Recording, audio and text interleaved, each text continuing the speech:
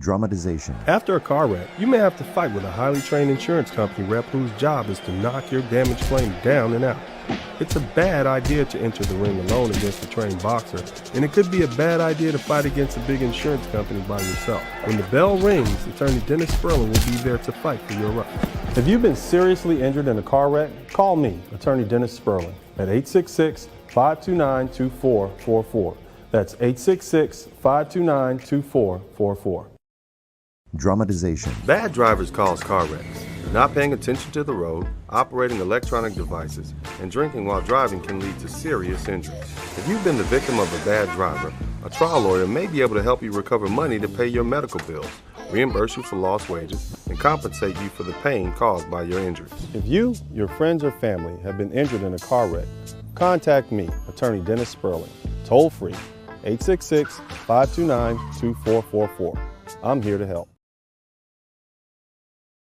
Hi, my name is Dennis Sperling. I'm not a lawyer, but my daddy is. Yeah, if you've been hurt in a car accident, call my daddy. No need to scream and yell like a little kid. Yeah, no yelling. My daddy will fight for your rights. Yeah, fight for your rights. If you've been involved in a car accident, call my daddy, attorney Dennis Sperling. Hello, I'm attorney Dennis Sperling. If you've been injured in a car wreck, call me at 713-229-0770. Call my daddy.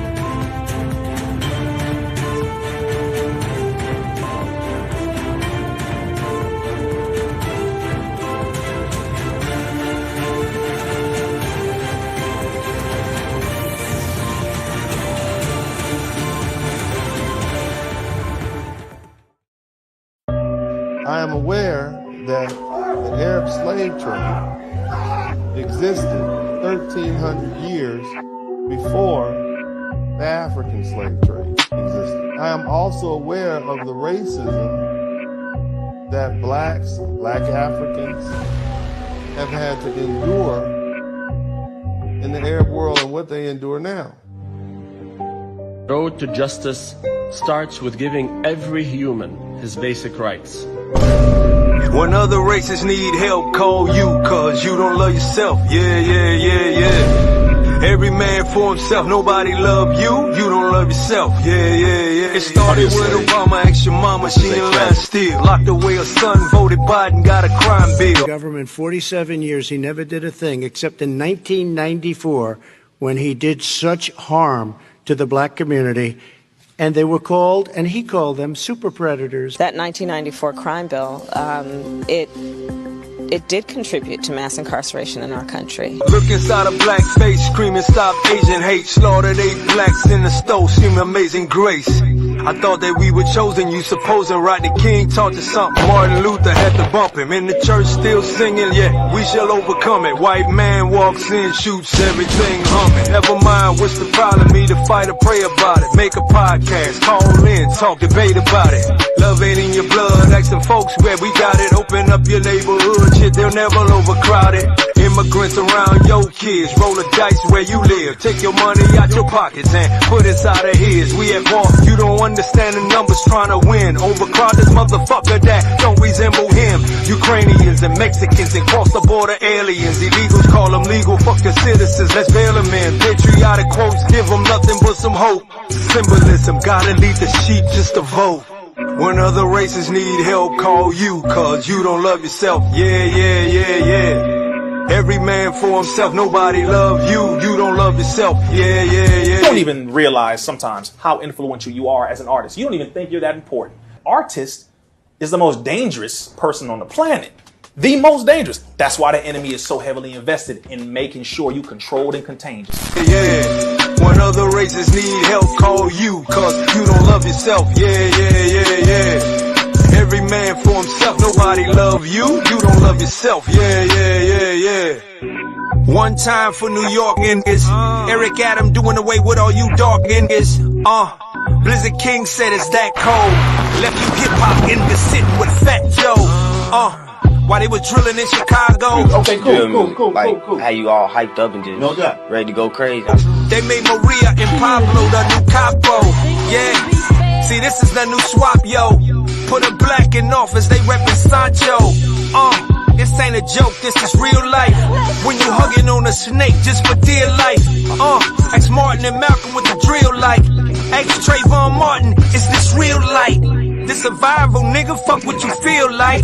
What kind of black woman go and take a kid's life and cast a vote so she can feel right? She worked for Zaddy, been telling you this don't feel right. And this is where we draw the line. It's about life, if nothing else. That's why we never see a dime. Cause black people don't love themselves. Cause you the motherfucking help, nigga. We are all victims of the same system of oppression. And even though we may have different religious beliefs, this does not at all bring about a difference in terms of our concern. Still brothers. Do you share the same? One more question.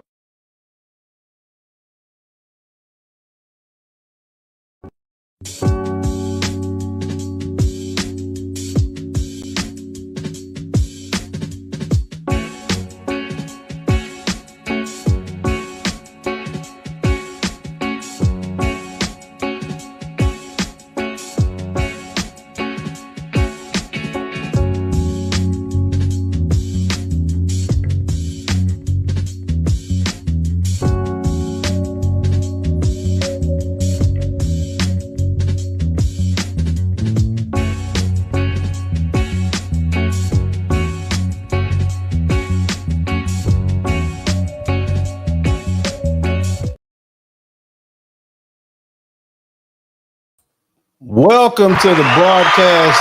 Welcome back, everybody. It's good to be here. I want to give a big shout out to everybody in the chat room, everybody on the Dennis Sperling channel, everybody on the Blizzard King channel. Thank you guys so much. It's always a pleasure to be here.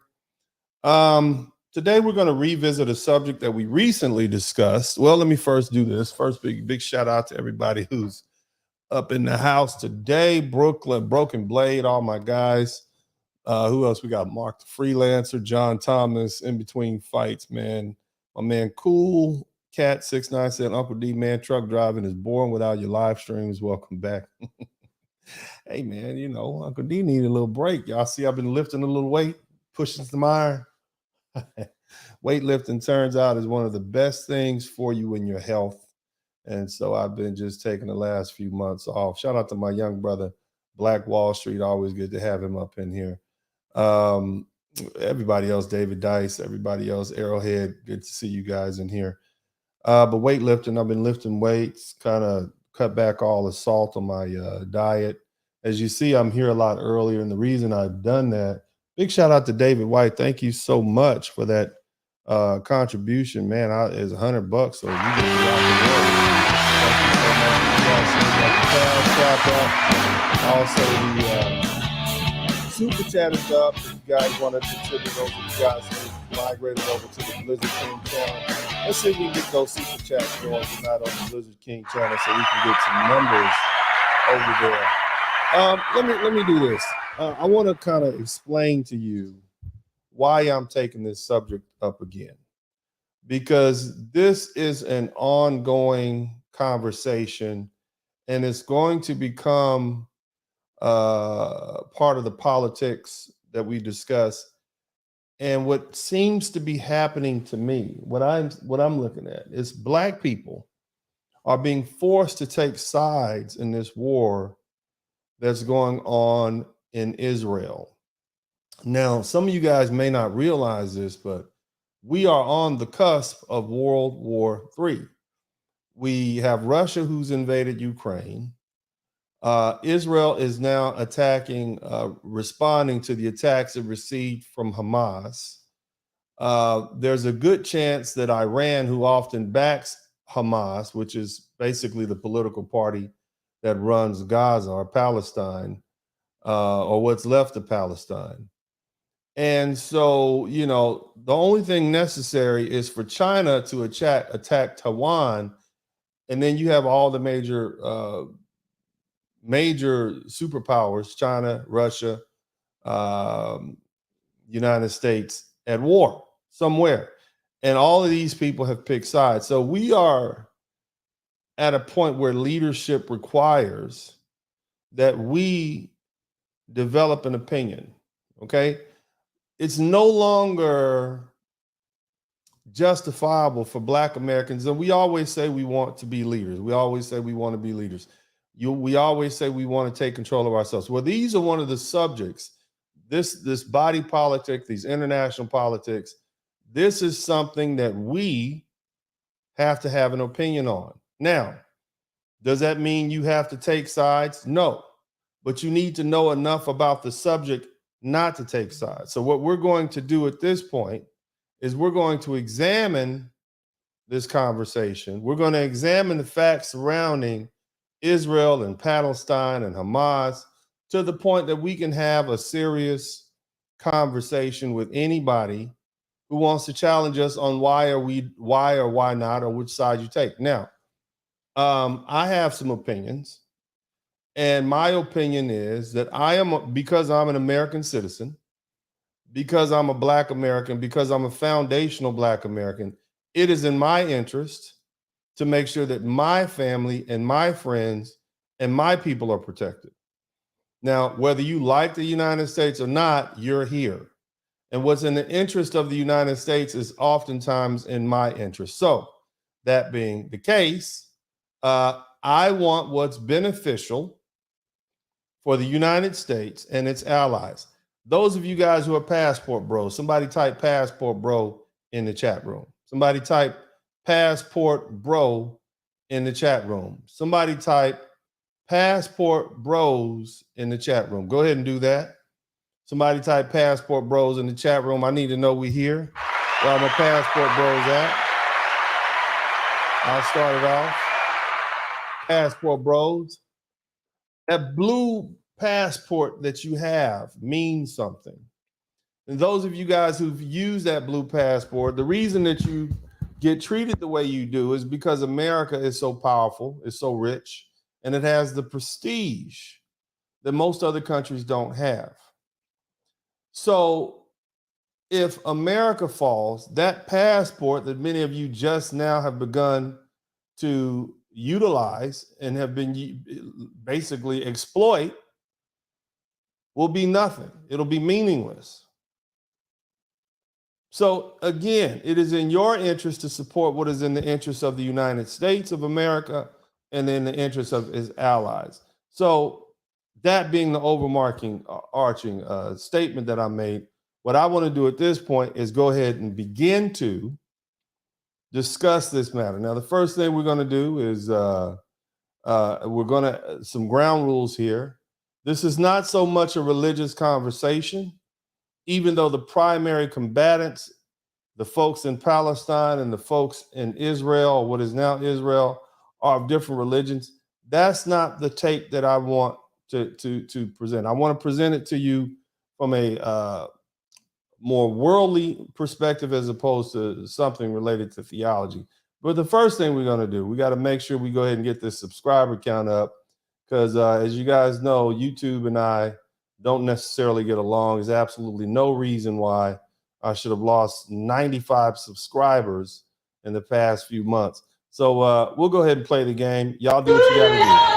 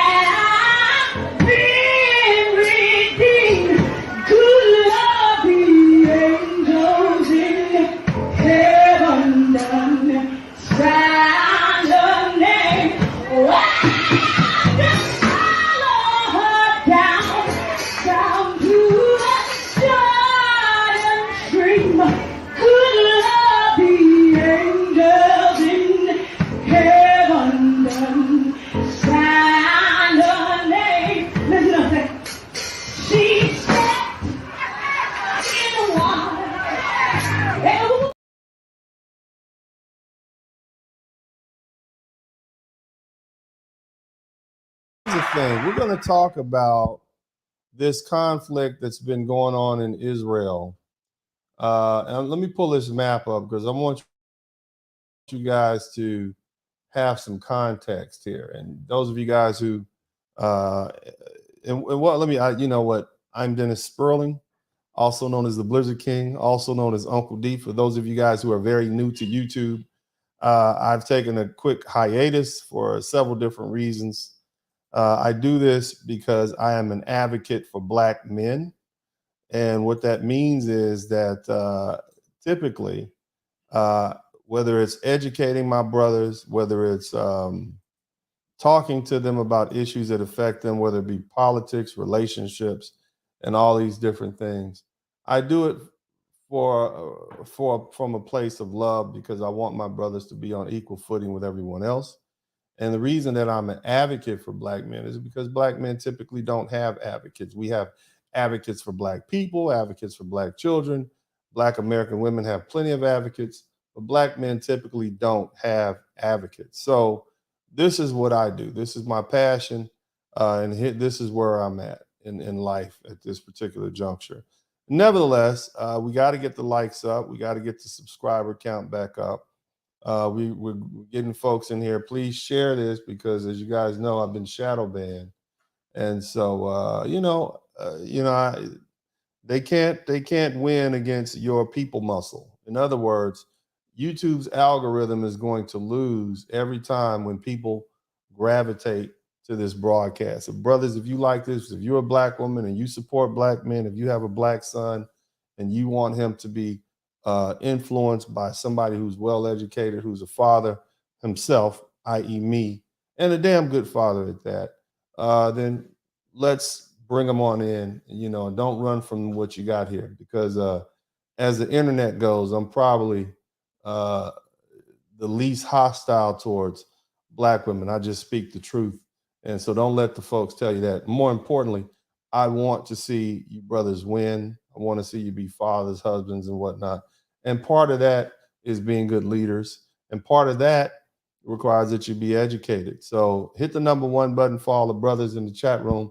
Nevertheless, let's go ahead and start this lesson. And if you hang around long enough today, you're probably going to learn something. And at that point, if you find that you have learned something, I'd appreciate it if you would pay me for my time by hitting me up on the Cash App or the Super Chat, which is available over in the Blizzard King side. And we want to keep it over there for a little while so that we can get those numbers up and get the algorithm over there, so we can get people over there.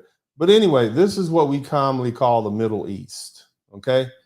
Now, this is Egypt. You guys know that Egypt, shout out to Eclectic Agitator. Thank you so much. Say, can you do a show on Dr. Shivi President 2024? Yeah, I could do that, brother. I could probably do that.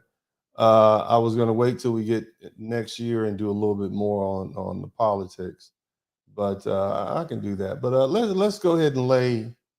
I want to establish something real quick. So this is Africa, right? This is Egypt. This is the Sudan. Below that is Ethiopia. This is Libya. The only thing that really separates Africa from what we call the Middle East is this doggone canal that is artificial right here, okay? They literally dug a canal, and it's right about here, okay? But before that, there was nothing separating what we call Africa from the Middle East, okay? Well, actually, I think it's right here. I think it's actually right here. But nevertheless, Saudi Arabia, Africa, you got big shout out to my man Justin. Thank you so much for the Cash App. You have Iraq, you have Iran, you have Syria, you got Lebanon, and this is Israel here. Now I'm going to zoom in so you can see. For the most part, all these countries around it are Muslim. And then you got this yellow stripe right here, which is called Israel, okay? You got the West Bank, which is supposed to be part of what used to be Palestine. And then you got this Gaza Strip. It is literally a strip that has Israel to the south and the north, and Egypt, or to the south, I would say southwest. Okay, so this is where we are. This is where all the things happen. Now, I'm going to click out of here, and I'm going to show you basically what happened as far as the invasion, so you can kind of see what transpired recently. And then we're gonna revisit all of this, because again, my whole point is to thoroughly educate you all on what happened. So when the subject comes up, you can have your own opinions, whatever they may be. But what we don't want is people punking Black people into siding with them, and you don't even know the subject. Okay, that's what we don't want to happen. It's not, they're not going to punk you into being Democrats, punk you into being Republicans at all. Okay, so remember what I explained to you guys before. This is the Gaza Strip. This is part of the Palestinian country. Okay, mind you, this part, and then you have the other part on the other side, which I showed you earlier. And this is how they came. And all of this here is Israel. Okay, so all these folks, these militaries, these armed Palestine groups infiltrated Israel. They kidnapped thousands, 1,000 or some odd people, and then returned back to Gaza, right, with these people that they kidnapped. Okay, now this happened last Saturday. And so now we're going to kind of dig into it a little bit, because I want you guys to understand what's happening. So the thing you got to understand is this. So we're going to go get a detailed history of this. So buckle up. It's going to be boring as hell. But when you finish with this in the next 20, 30 minutes, you will understand what's going on. All right. So let's begin. The first thing you have to understand is that the history of Israel and Palestine is complex. You've heard that before. Is deeply rooted. Sides are deeply entrenched. Okay. There's been a long-standing conflict over territory, different religious lights. Because remember, this is the homeland, right? This is Jerusalem. This is where Jesus was, right? So of course, this is you look in your Bible. This is what we're talking about here in your Bible. All right. You look at that book in your grandma's Bible, that big Bible. All this is the Holy Land. Okay. So they've been fighting over religious sites. Who has control over it? National identities, all these different things.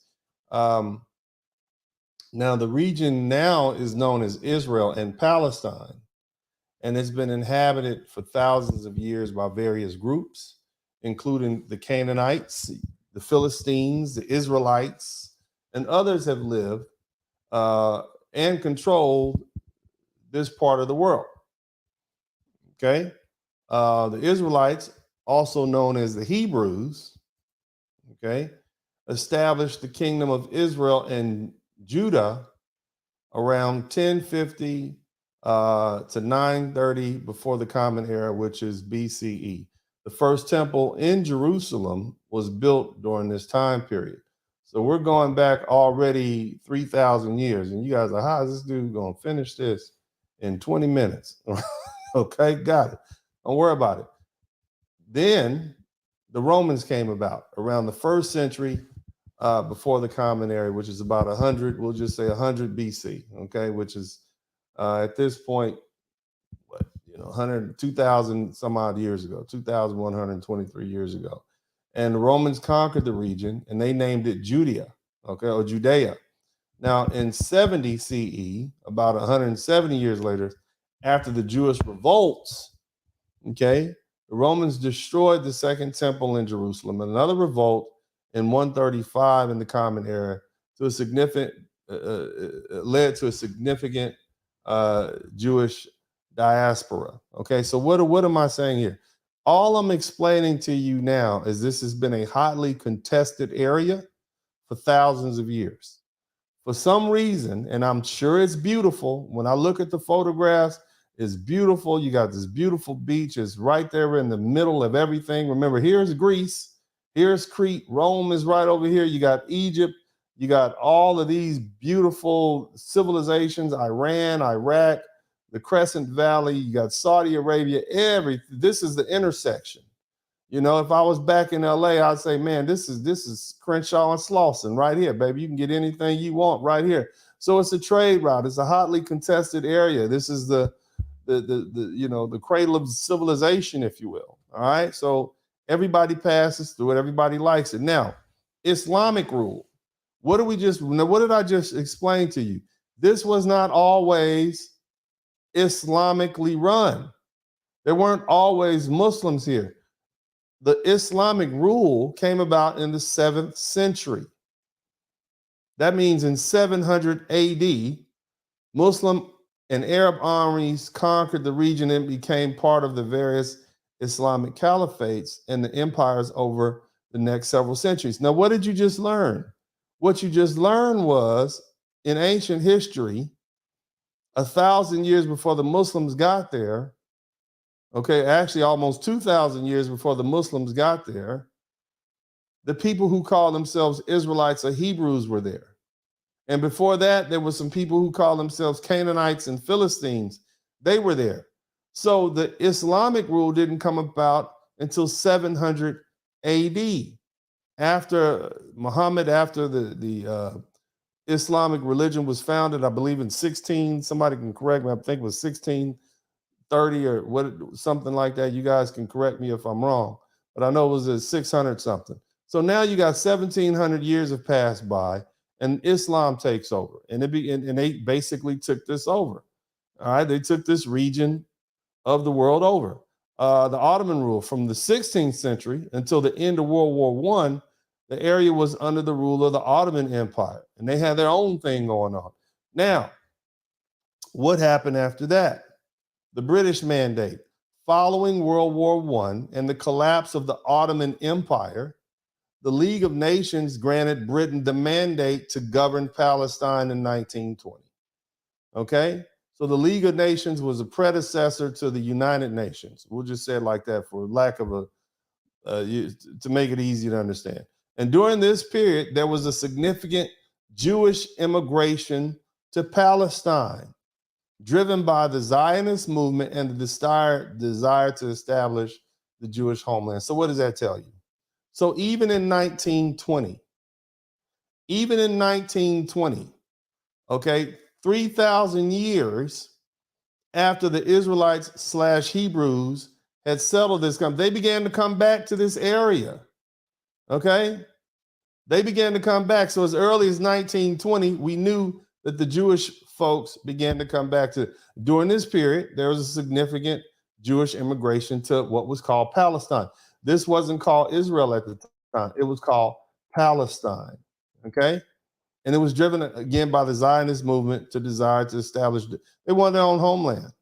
Now, what happened? The tensions between the Jewish immigrants and the Arab majority increased, leading to periodic violence. So even in 1920, when because you got Islam on one side, you got the Jewish religion and then conflict. Remember, these are their same holy sites. So what happened?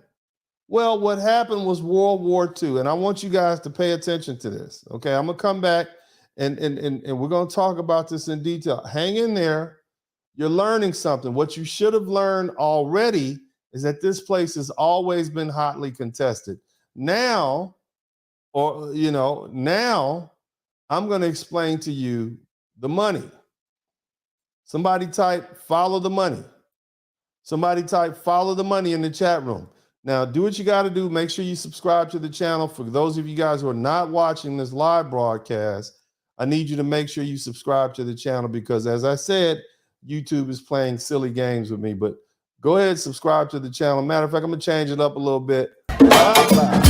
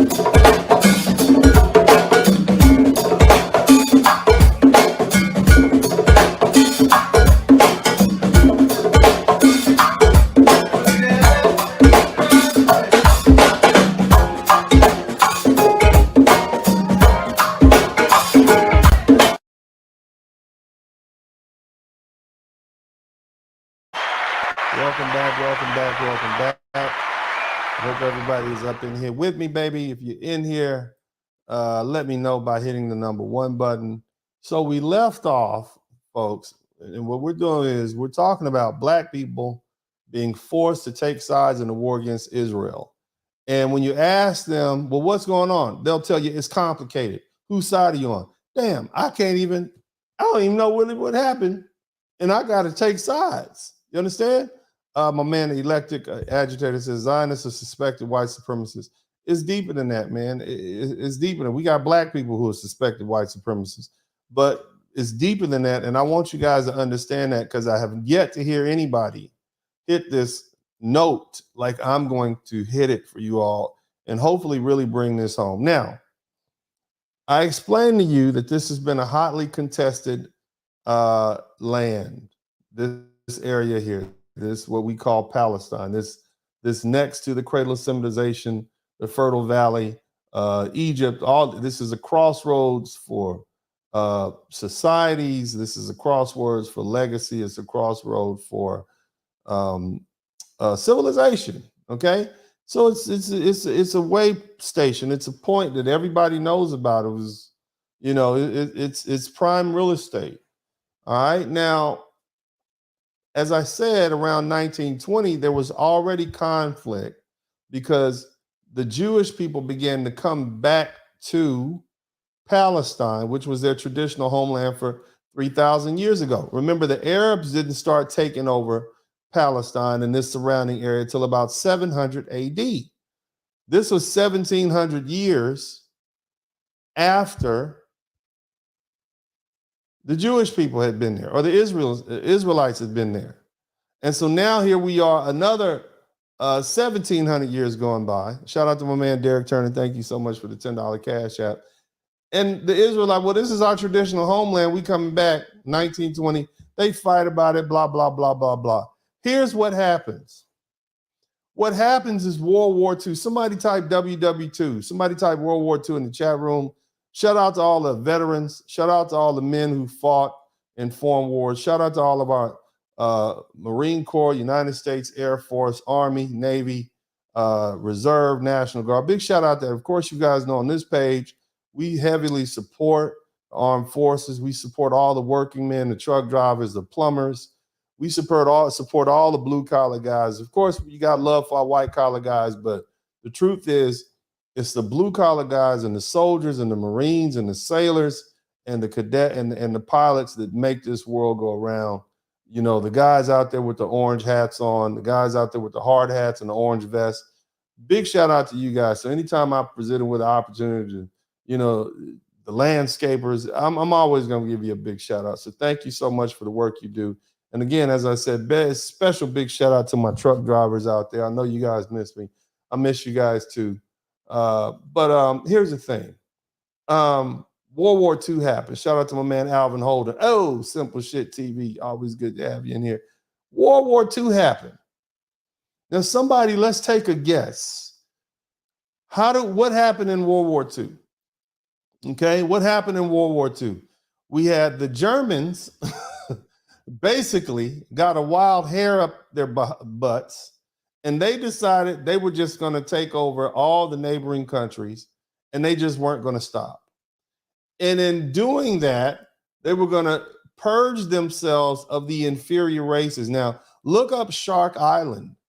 The Germans didn't start by just purging Jewish people, or the European Jews that's also referred to as the Ashkenazi Jews. Oh, no. No, they started at Shark Island and they did all their mean stuff to Africans first, and then they came and they did horrible things to the Jewish people. And just, you need to look at some of these documentaries. You need to look, these German, under the Nazi regime, they literally herded people into train cars, and they shipped them off to different places in Austria and other conquered territories, and they burned them. They gassed them, they burned them, they separated men, women from children. And before this, there was conflict. Okay? The Jewish people have a knack for doing business. They stick together. They got a common language. They have a common religion. And so guess what happens? They're going to succeed because unity always succeeds. It's no secret. Their unity is what keeps them strong. Jewish people only 1 to 2% in the United States. And yet they focus on their unity. They focus on educating their children. They focus on family. Of course, I know it's not across the board because, everybody know one group of people is perfect. But the bottom line is they have the keys to success. And so you're going to have a lot of jealousy behind that. We all know haters. Somebody type hater. There's a lot of haters out there. And if they see you doing better than them, oh, they're just a foreigner. They must be doing something different. And so, there were people who wanted to vilify them anyway. Nevertheless, the Nazis did horrible things to them. Look it up. I mean, everybody knows 6 million out of 18 million Jewish people in Europe were murdered at the hands of the Nazis. 6 million people in a matter of 8-9 years.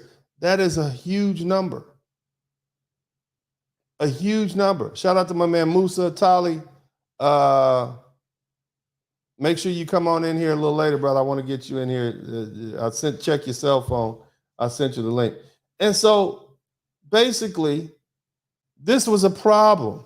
It's something that we couldn't look over. Now, Japan, actually, America for a while was like, we're not going to get into this World War II, but Japan brought us in. Japan decided it was a smart idea, right? A stupid idea for them to go bomb Pearl Harbor. That brought us into World War II. We started to fight in the European front instead of the Western front. Imagine you're fighting a war on 2 different fronts. That's just what we were doing. When we got into the European front and fighting back the Nazis, after the Allies conquered and they started hearing rumors about these horrible things that the Nazis were doing. Okay? This is the horrible things. Mind you, the Nazis and their actions inspired these other countries in Italy and of course, with Mussolini we're going to go ahead. It's a free fall. Japan, they were all the axis of evil back in the day. Bottom line is, waging this war caused a lot. It cost a lot of money. Somebody give me a guess. How much do you think the World War II cost? How much did World War II cost? How much did World War II cost? And we can't even count the lives of the men, but how much did World War II cost? Somebody Google it. The cost in money and lives of World War II. $288 billion. In 2007, this would amount to approximately $5 trillion. Prosecuting World War II cost about $5 trillion. In addition, the effects of the war on the U.S. economy were that it decisively ended the Depression and created a booming economic windfall. But it cost how much? $5 trillion. Somebody said $4 trillion. I got differing numbers. I got $5 trillion. Basically, 288 billion back in 1940-ish would have been about $5 trillion, $4 to $5 trillion. That's a lot of money. It's a lot of lives. It's a lot of disruption. It's a lot of inconvenience. And why did this happen? Because we had a group of crazy people in Germany that decided they wanted to take over the world. And one of the things they did was trying to eliminate a whole population of people. We can't have that happen again. So what do? Well, who are the people that are being attacked? Now, this is where I want you to separate yourself from your religious belief. A lot of you all will say, well, Jewish people, they're Jewish people in Ethiopia. Got it. These Ashkenazi Jews, these are white people. Yeah, I get all that. Whatever you may think, this group of people was attacked and almost destroyed. And so the world came together and said, we need to get these people a homeland, because wherever they go, people give them a hard time. And so they need their own homeland. Now, those of you guys who've read my books, Rules to Live By, How to Maintain Peace of Mind and Happiness in a Conflicted World, all 3 volumes, you are familiar with a term, a phrase called the King's Eye View. Somebody type, where my folks at? Where's my Rules to Live By, guys? Somebody type King's Eye View. The King's Eye View. What is that? Quickly, it is a perspective of leadership. It is a perspective of the person who has control over life and death and property and laws in the world. This is the king's perspective. The king's perspective is going to be different than your perspective. As an average person who doesn't, your boss's perspective on the business is going to be different than yours. Just like you have the God's eye view. What's a king to a God? Right, you've heard the song, right? What's a God to a non-believer? You've heard the song. We're going to talk about the king's eye view. And the kings of the world, the leaders of the world said, we can't spend another $5 trillion saving these people anymore. We're going to have to give them their own homeland. What's the best place to do it? I'll give you one guess. What do you think would be the best place to put these Jewish people who have been persecuted and damn near eliminated from the map by these Nazis? What do you think the leadership of this world would say is the best place for them? I'll give you one guess. Their traditional homeland, of which they had already begun to migrate back to as of 1920. And here we are, 27 years later. We should have done this sooner. We could have eliminated all this problem if we had just done this sooner. So here we are.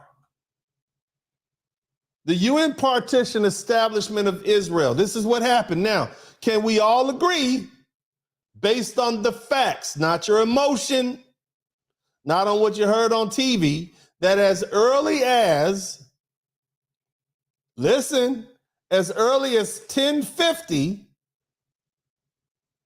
before the Common Era, which is 3,000 years ago, the Israelites or Hebrews established the kingdoms of Israel and Judah, right up in here, right? So they were there, and it wasn't until 700 AD, 1,700 years later, that the Muslims showed up. That would be these people in Palestine. So who was there first? Were the Muslims there first, or were the Israelites there first? Simple question, right? Who was there first? The Israelites were there first. The Jewish people were there first in this land. This is their traditional homeland. Now, they begin to come back in 1920, even though there were Arabs there. Now, this land was occupied by those Arabs who had taken over. They had taken over this land during the what? The Arab armies had conquered it. Who conquered it? Did they come in there did they purchase it, or did they conquer it? An army conquered this region.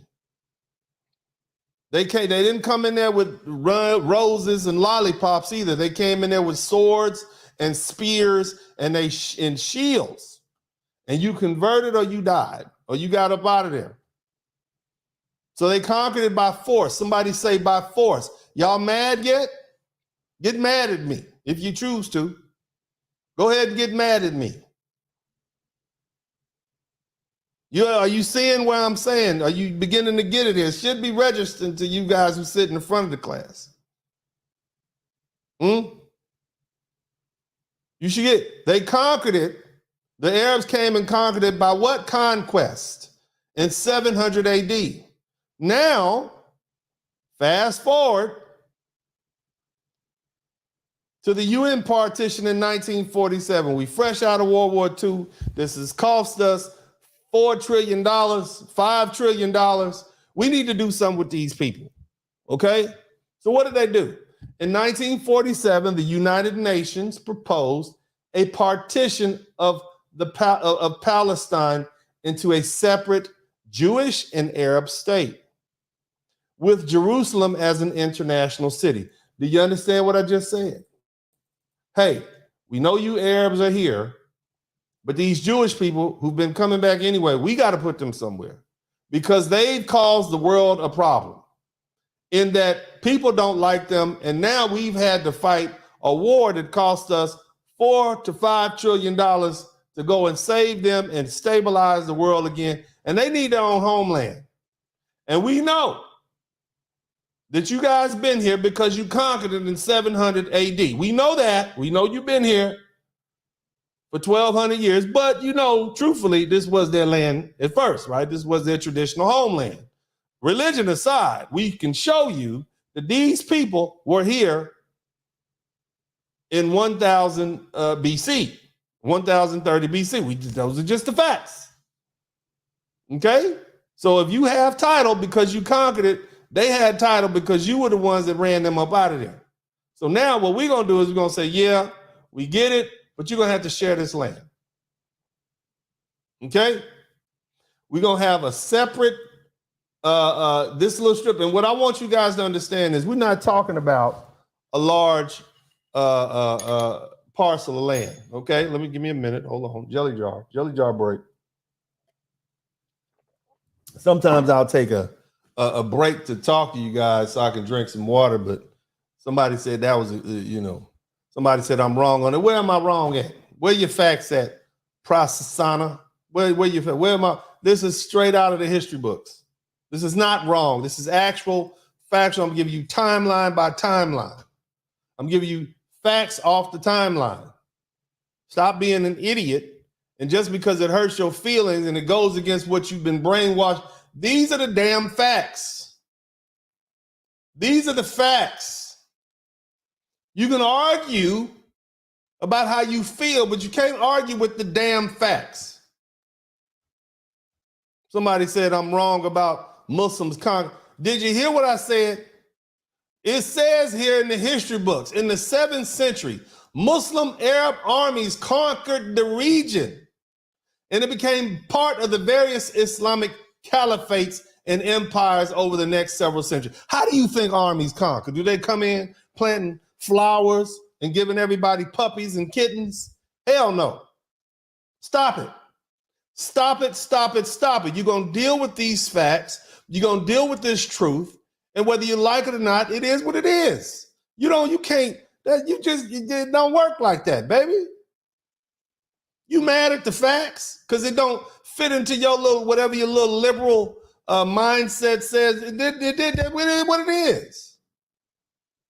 Nevertheless, let's go ahead and proceed. So the Jewish leadership in 1948, they accepted this plan and the state of Israel was proclaimed. The Arab states, Palestine and these other Arab leaders, Iraq, Iran, Syria, Jordan, all these folk, these are all Arab countries. They really wasn't feeling that. They rejected the plan. And this led to the 1948 Arab-Israeli War. In other words, we're going to take it back. You can give it to them if you want to, but guess what we're going to do? We're going to go to war with them.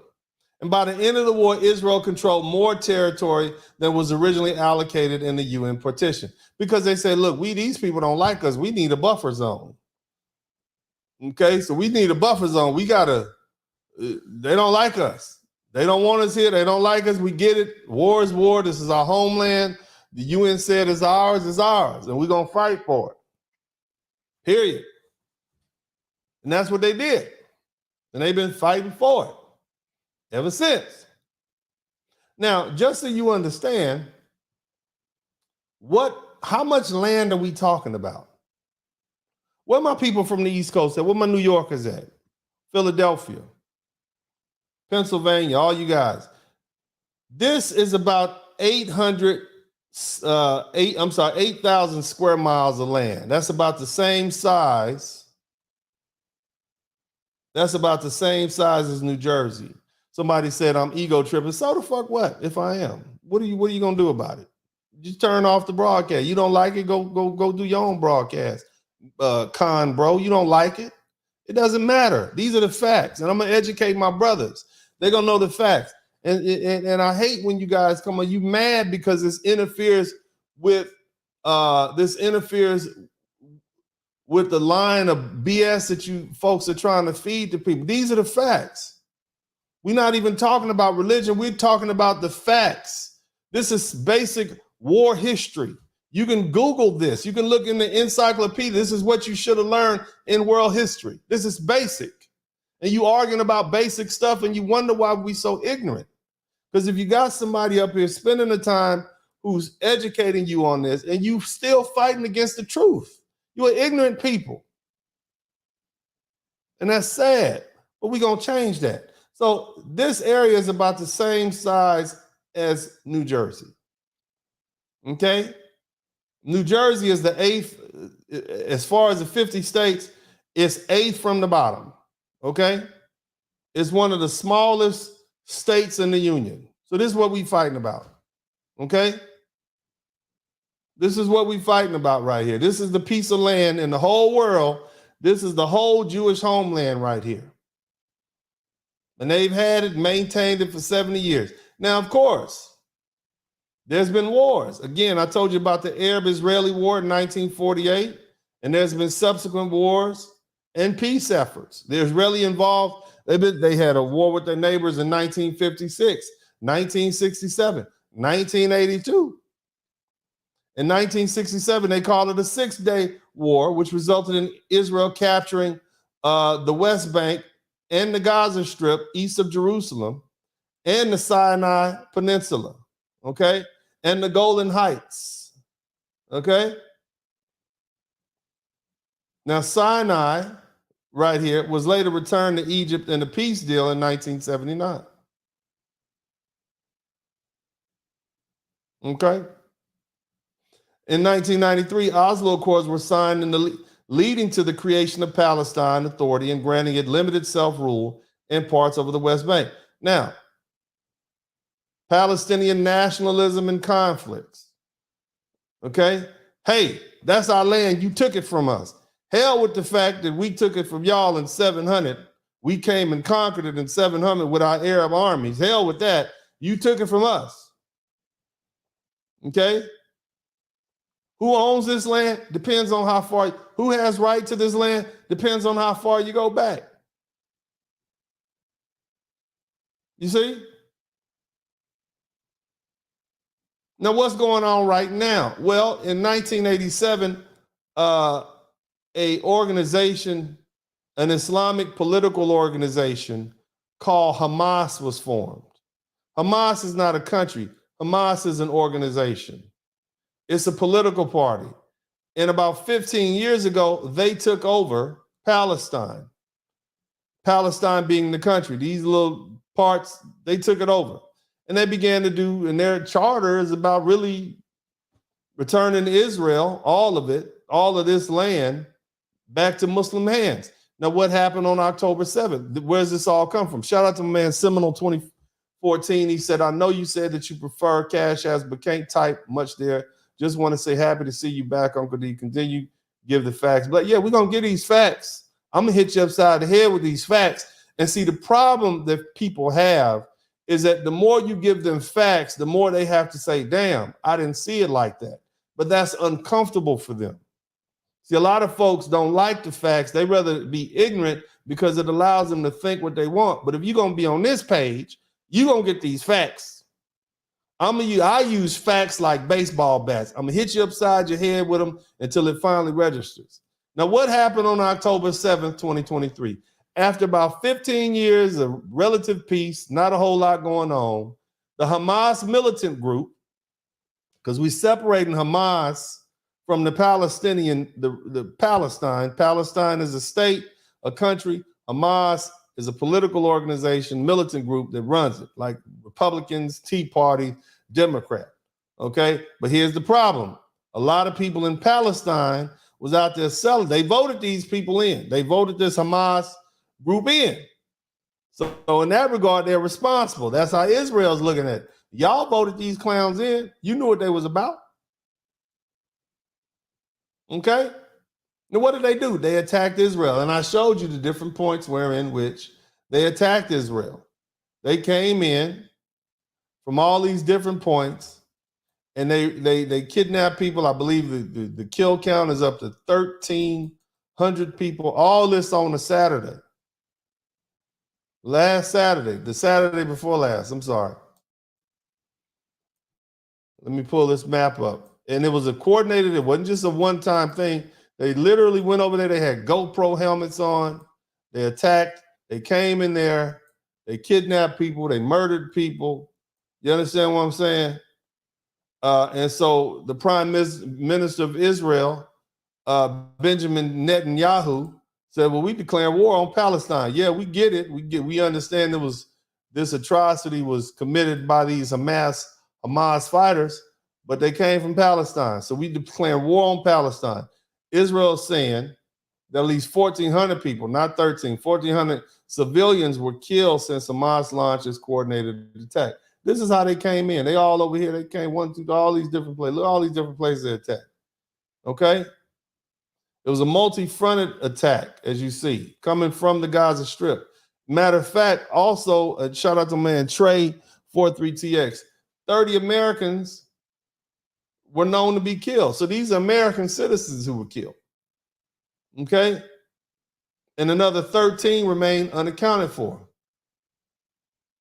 And they believe that Hamas has taken these people hostage. So now you done brought America into it. Now it's America's business. Hamas in Gaza, they're saying that 270 and 200 and as far as Gaza is concerned, it says 2,750 people, including hundreds of children, have been killed by Israeli retaliatory airstrikes. Here's what I want y'all to understand. I'm from South Central LA. Listen to me. I want you to hear me out. When you do something to somebody, you cannot really control what their response is going to be. If somebody run up on you and hit you in your head with a bat while you're not looking, and then you turn around and blow their head off, they ain't got no reason to get mad, right? Because they picked this fight, didn't they? You can't control what somebody does to you when you pick a fight with them. That's on there. That's anybody. Back in LA, you pick on somebody, they go shoot up your mama house.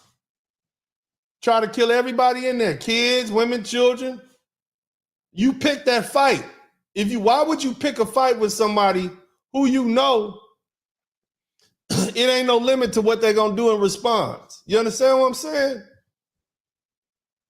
Now, you got the people in Gaza complaining because hundreds of thousands of people in Gaza were displaced because the Israeli military told them, y'all need to get on up out of here. We about this north part, this part right here, we coming in. Y'all need to get up out of here because anybody left in there is going to be considered an enemy combatant and we're going to take them out. Y'all need to roll up out of here. And now they're complaining about being inconvenienced. Here's the thing. You elected this Hamas group. You knew what they were about. They picked a fight with Israel, and now Israel is like, retaliation is a must. I don't give a F.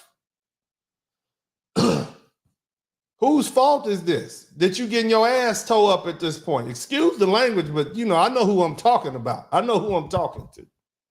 Whose fault is that? You picked a fight with somebody who is ruthless and notorious, who don't give a two flying F's about you, and want to destroy you in here. You picked a fight with them out the blue, kidnapped their people, murdered almost 1,400 people, and now you want to control what they do in response to make sure that never happens again? That's not how this works. This is war. We're not talking about religion. We're talking about war. You shot rockets all up into their land. Mind you, and on top of that, 250 people were kidnapped from a music festival that was going on in a place called Kibbutz, or near Kibbutz. I don't know how to say the name, but it's K-A-B-U-T-Z. Bbutzreim, which is right about here, Reim. I guess that's the territory of city. You can't control what they do in response. And now you're getting rolled up. And the rest of the world wants us to pick a side. Now y'all know, you know enough now to kind of have our own understanding about this situation. It's a tough call, but for me, it's easy because I'm gonna say, well, I'm on the side of the United States of America. That's kind of what I'm gonna roll with. But anyway, we're gonna take a quick break. I got a brother that's gonna come in here and chop it up with me. Y'all check this video out. We'll be right back. Y'all hit the #1 button. I'm gonna put the link in the chat room to get the rest of y'all in. But y'all do what you got to do. I'll be right back. I am aware that the Arab slave trade existed 1,300 years before the African slave trade existed. I am also aware of the racism that black Africans have had to endure in the Arab world and what they endure now. The road to justice starts with giving every human his basic rights. When other races need help, call you, cause you don't love yourself. Yeah. Every man for himself, nobody love you, you don't love yourself. Yeah. It started with Obama, asked your mama, she in line still. Locked away her son, voted Biden, got a crime bill. Government, 47 years, he never did a thing except in 1994 when he did such harm to the black community. And they were called, and he called them, super predators. That 1994 crime bill, it did contribute to mass incarceration in our country. Look inside a black face, screaming stop Asian hate. Slaughtered 8 blacks in the stove, screaming amazing grace. I thought that we were chosen, you supposing Rodney King taught us something. Martin Luther had to bump him. In the church still singing, yeah, we shall overcome it. White man walks in, shoots everything humming. Never mind what's the problem, either fight or pray about it. Make a podcast, call in, talk, debate about it. Love ain't in your blood, ask some folks where we got it. Open up your neighborhood, shit, they'll never overcrowd it. Immigrants around your kids, roll a dice where you live. Take your money out your pockets and put inside of his. We at war, you don't understand the numbers trying to win. Overcrowd this motherfucker that don't resemble him. Ukrainians and Mexicans and cross the border aliens. Illegals call them legal, fuck the citizens, let's bail them in. Patriotic quotes, give them nothing but some hope. Symbolism, gotta lead the sheep just to vote. When other races need help, call you, cause you don't love yourself. Yeah. Every man for himself, nobody love you, you don't love yourself. Yeah. You don't even realize sometimes how influential you are as an artist. You don't even think you're that important. Artist is the most dangerous person on the planet. The most dangerous. That's why the enemy is so heavily invested in making sure you controlled and contained. Yeah. When other races need help, call you, cause you don't love yourself. Yeah. Every man for himself, nobody love you, you don't love yourself. Yeah. One time for New York niggas, Eric Adam doing away with all you dark niggas. Blizzard King said it's that cold. Left you hip hop niggas sitting with Fat Joe. While they was drilling in Chicago. Okay, cool. How you all hyped up and just ready to go crazy. They made Maria and Pablo the new capo. Yeah. See, this is the new swap, yo. Put a black in office, they reppin' Sancho. This ain't a joke, this is real life. When you hugging on a snake just for dear life. Ask Martin and Malcolm what the drill like. Ask Trayvon Martin, is this real light? This survival, nigga, fuck what you feel like. What kind of black woman go and take a kid's life? And cast a vote so she can feel right. She worked for Zaddy, been telling you this don't feel right. And this is where we draw the line. It's about life, if nothing else. That's why we never see a dime. Cause black people don't love themselves. Cause you the motherfucking help, nigga. We are all victims of the same system of oppression. And even though we may have different religious beliefs, this does not at all bring about a difference in terms of our concern. Still brothers. Do you share the same? One more question. All right, welcome to the broadcast. Welcome back. Hey, look, if you guys appreciate what I've done, if you learned something, I know you have learned something today. I'm sure this is the most thorough synopsis that you've had of the history of this particular country. If you learned something, if you honest and you picked up something, then you need to pay me for my time. Show your appreciation by paying me for my time. We got a special guest on the line, and when you guys get me to where I need to be and pay me for this hard work that I put in, we'll be then. But but until then, shout out to all my Muslim and Jewish friends who are watching. Nevertheless, until then, y'all gonna be with Jesus. Go ahead and get that Cash App out. There you go.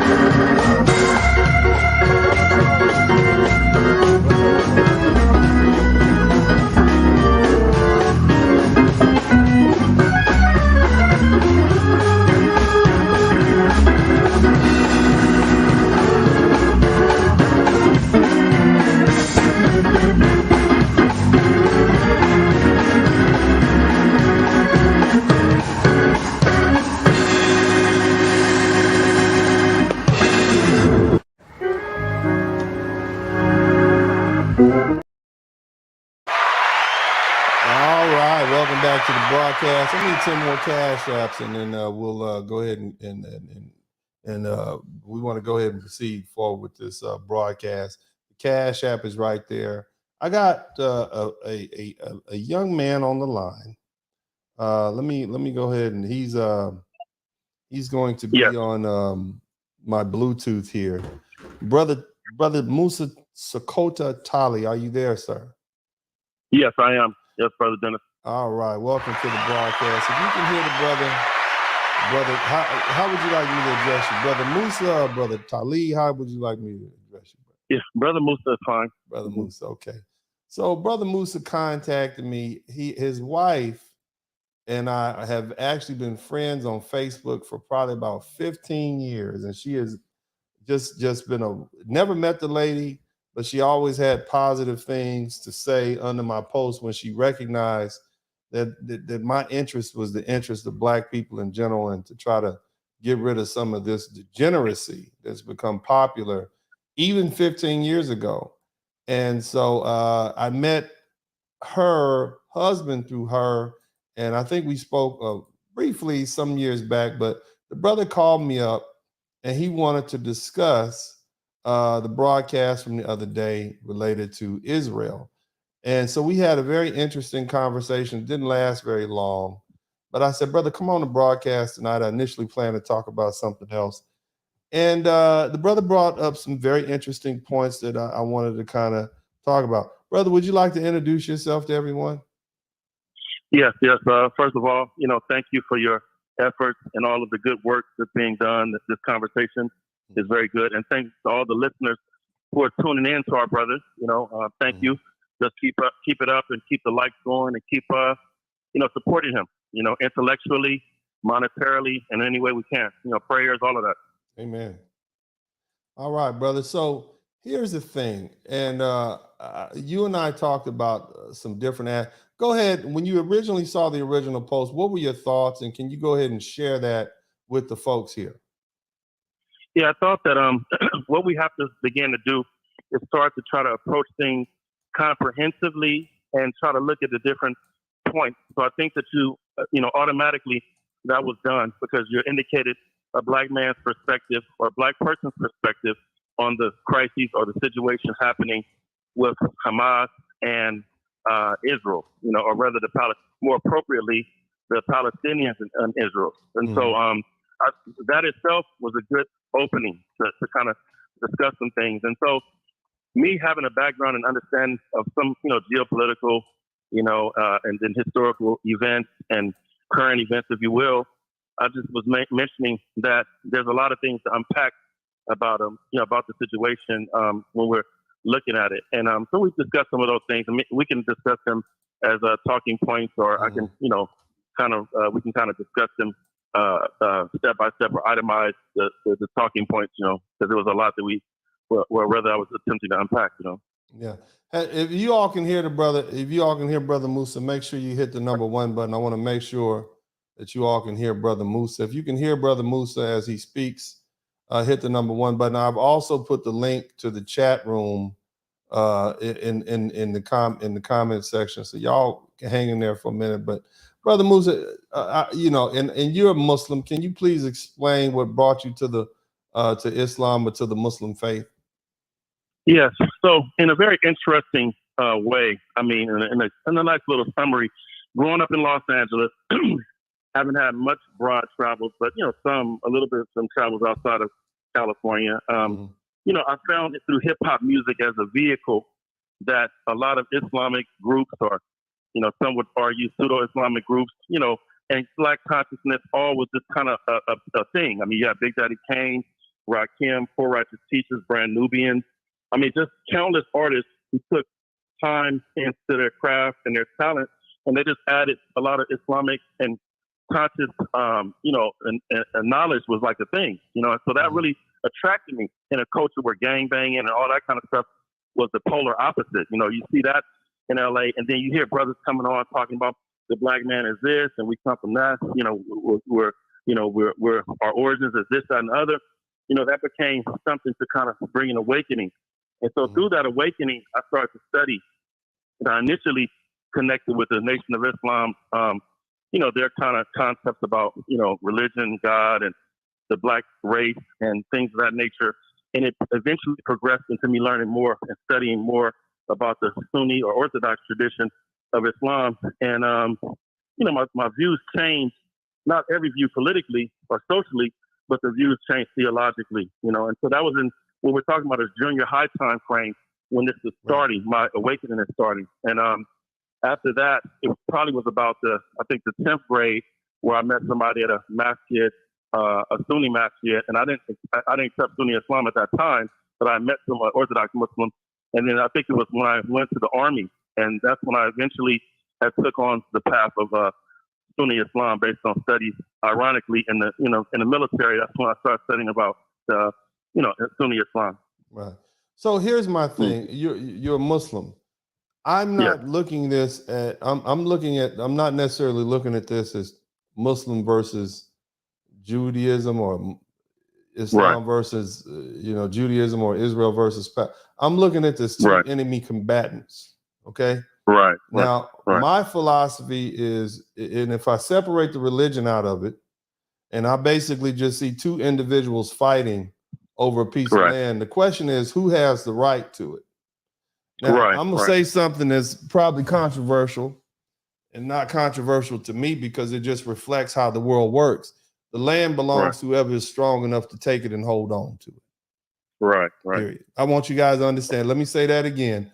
The land and the resources belong to whoever is strong enough to take it and hold on to it. For some of you all, that's hard to swallow. Some of you all don't like when I talk like that. Some of you all don't like when anybody talk. It burns your little ears. Let me tell you something else that's going to burn your little ears. Somebody in the chat room said Israel kills Palestine's people daily, but you will never know it because of the West media. I know about that. You don't think I know about that? You don't think that I've been seeing that for the past 49 years of my life? They've been at war. Don't you think I know that? You saying, so you are not informed, brother. What do you mean? I am. You telling me I don't know the Israelites been killing, the Israelites been killing. You don't think I know that?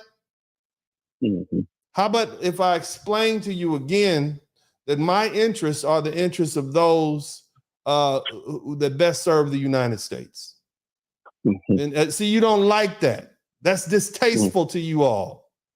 You've been dreaming of bunny rabbits and eating lollipops your whole life. You got an award when you weren't even successful. You grew up in a generation full of people that gave you a gift, that gave you a statue just for showing up. The world belongs to who's ever strong enough to take it and hold on to it. That's what I need you young people to understand. It is ignorance if you don't think the world is as harsh and mean and nasty as it. Why do I side with the United States? It's the same reason why I wore blue to school every day and not red growing up in South Central LA. Not because I've affiliated, because it was in my best interest to do so. So you all don't like that. And I'm not talking to you, brother. I'm talking to them. This is where my family lives. This is where my friends are. This is where my business is. I don't have any financial interest in Israel. I don't have any financial interest in Palestine. So what do I fall back on? What's in the best interest of the country where I live? If I lived in Peru, if I lived in Russia, if I lived in Cuba, if I lived in Colombia, my interests may be different. And see, that's a hard pill for you all to swallow. This is not an ideal world we live in. This world was created with blood and bone and bullets and bombs and planes and ships and slavery and guts. And some of you all don't want to hear that. That makes you upset. Oh my God, you're uninformed. No, I'm very informed and I'm on my side. And me being on my side means I'm on my country's side. And my country is the United States. You don't have to like what I said, but it is what it is. Let me go ahead and bring some other brothers in here. Devin Lockett and Black Samurai, along with the good brother, Mr. Musa. Brothers, what are your thoughts on, and look, they forcing us to take sides. They won't leave us alone. You Negroes need to pick a side. I see black folk, Black Lives Matter is out there saying we support Palestinians and Hamas. And then you got this group of black people saying we support the Israelis and whatnot. And black folk, then when they ask, well, what's really going on? It's too complicated to explain. Right. I don't like that. Hell. And so that's complicated at all. The last hour explaining it to you. Anyway, let's get my man Black Samurai. What are your thoughts on this conflict? We just gonna lay it out there. What do you think? Go ahead, bro. First thing that come to my mind is how those Israelis treat those Ethiopian Jews that tried to get up in there. And remember, I remember that one year that it was accepting Jews all around the citizenship, and the Jews from Ethiopia came and they turned them right back around. So to me, it's like it's the same old song, just like black people here in America. You know what I'm saying? We ain't accepting nowhere. Yeah, racism is everywhere. I mean, you think racism stops at the shore of the United States? It doesn't. Here's the other thing you got to understand, man. Jewish people they were business people, just like all the other business people back during the transatlantic slave trade. They participated in slavery too.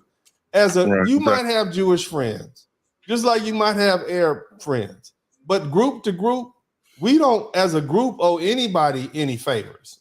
That's right. You might have friends, you might have allies, you might be married to somebody who's Arab or who's Jewish or whatever. You might have relatives. But as a group of foundational Black Americans, who do we really owe anything? We have no friends, as Dr. John Henry Clark said. So if I'm looking at this subject, who do I can look at it fairly. Let me tell you what I see, because somebody else said, well, Uncle D is pro-Alex, he's pro-Israel. No, motherfucker, they had it first. They had it first in 1030 BCE. They established their little cities and towns. The Arabs came along in 700 AD, ran everybody up out of there, and with their armies, because it says armies in the history book. They ain't coming there with lollipops and roses and incense and persuade. No, they came in there with armies, ran everybody up out of there, and then guess what happened? In 1948, the UN came in and said, okay, you Arabs, y'all got to make room for these Jewish people because we got to put them somewhere. Because we can't we ain't spending another $4 trillion saving them and nobody else and fighting another world war. So they're going to be here. They've been coming to this area since 1920 anyway. They round here. They're going to be up in here with y'all. Y'all got to work that out. Israel, you got a right to defend. This is your land by contract under the UN. So there you go. Right. You see what I'm saying? Right. Might, I know you don't like, let me look at you. Might equals right. If somebody can whoop your ass and take your shit, you didn't deserve to have it in the first place. Is that hard for you to swallow? You don't like that? All my African-American brothers and sisters, we got our ass whooped. Not only, and brought over here to the United States. Yeah, that's what happened. We got our ass whooped. We got brought over here and enslaved in the United States. That's what happened. We got Africa got colonized. That's an ass whooping. Learn from it. You still trying to relitigate something that happened 400 years ago. Instead of moving on, everybody get their ass whooped. Excuse me for cussing, but I'm tired of this. I'm tired of this soft shoeing. It's not the right thing to do. Oh my God. People get killed in war. But anyway, I'm going to go ahead and get my man Devin in here, and then we're going to get Brother Musa to keep. So anybody else who wants to join in on this conversation, come on in. Let's talk like men. Let's have a grown conversation. Go ahead, Devin. What are your thoughts, brother? You know, brother, you're right, man. Not only does might equal right, money equals might. And that's the lesson that's the lesson we really got to learn. Because once you have some economic power, then you can puppet governments such as the United States or any other government and have their military go out and do your bidding all over the world. But man, look, it's about favor, it's about money, it's about power, of which we've garnered none. You see what I'm saying? Exactly. And so it's like when I look at this situation, it's like, okay, you picked a fight with a little dog that can scrap, and now you complaining because they downing you over there. Yep. You see, now you complaining because your people, they about to send 300,000 Israeli troops into northern Gaza, and you complaining because they running you up out of there. Y'all should have been telling them Hamas, look, don't fuck with them. That's what you excuse the line. I've been trying hard not to cuss. I've been trying hard not to cuss. But it's like and then I see all these young people protesting. We support Palestine. You don't even know why. And they saying, here's what they saying. They saying, well, this is like the colonizers. The Arabs came and colonized it first. They took over in 700 AD. What about that? You say, okay, so what are you saying? If they colonized it and then the colonizer came and colonized it from them. A bigger colonizer came and took it from their ass. Hey man, it is what it is. And this is a man's point of view. You get your lunch money, you getting your ass whooped. I don't know what else to say. I'm not. No, you right on. You spot on. I hate the fact that children are involved in this. I hate the fact that babies getting killed. But the Palestine people should have thought about that before they elected these people to Hamas. You know what these people are going to do to protect their land. Right. Y'all been at war with them for 70 years. It ain't nothing new to them. You know what they're going to do. Y'all don't like each other. Y'all got a killing beef, as we would say back. It's on-site killing beef. If we're talking about South Central LA conversations, it ain't the first time it's happened. What you want me to do about it?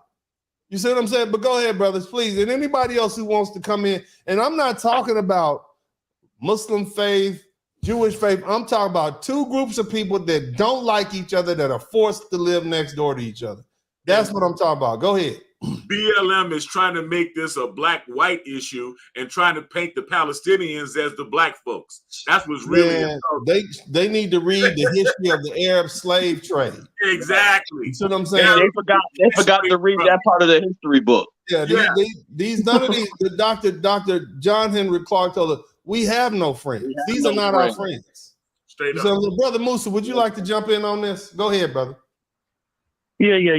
I mean, again, it's like you said. I mean, the first thing is that we have to look at what's for our best interest in America. This is where we live. This is the land that we live, and we have the most stock in.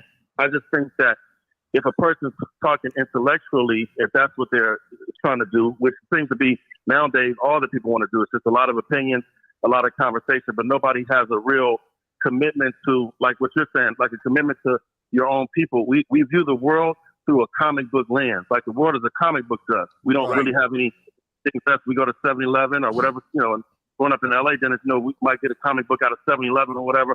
And that's what we're doing with world politics, is that we're picking up world politics and have a comic book approach to all of this stuff, and so that's a problem, naturally, that's a problem. But the thing about it is too, I think, we both get know, one of the brothers mentioned Ethiopian Jews, the Philadelphian Jews, that if a person even arrives at the idea that many of the original Arabs, were black, or many of the original Jews, or many of from the 12 tribes, there's many of them that are black, and that's the Ashkenazi, some question their genealogical legitimacy. I mean, rather than get into all of those things, which are points, I think that one of the things that does have to be understood is that the media, most of the media outlets and most who has academic control in the West is definitely Jewish people or their constituents.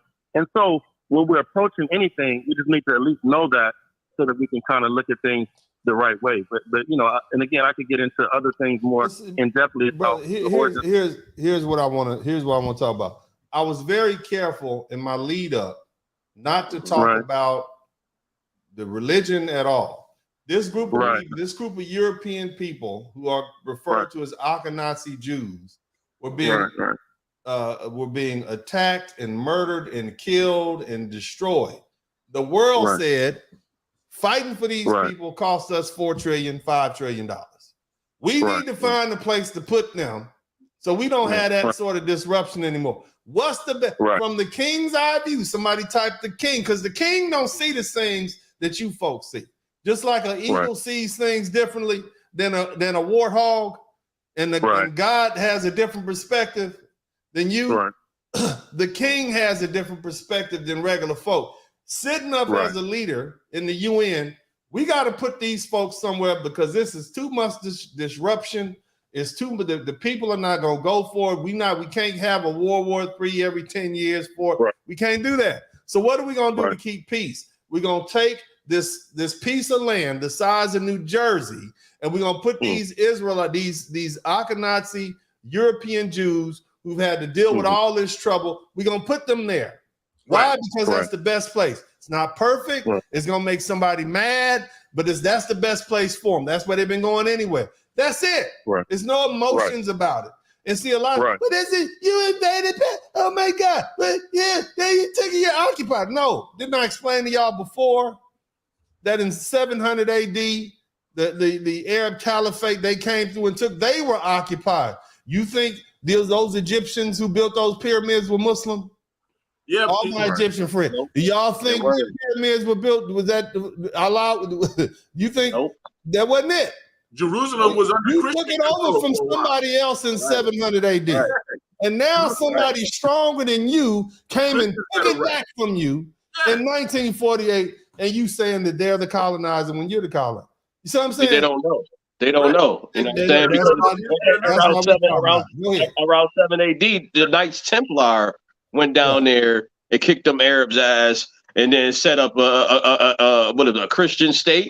So the Knights So the last people to kick them in the butt is the Knight Templar.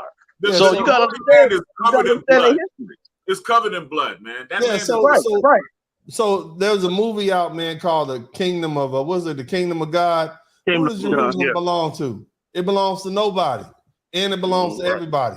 How much is it worth? It's worth nothing. It's worth everything. Look, man, that piece of land right there kind of reminds me of the Mexican border here in Laredo, Texas.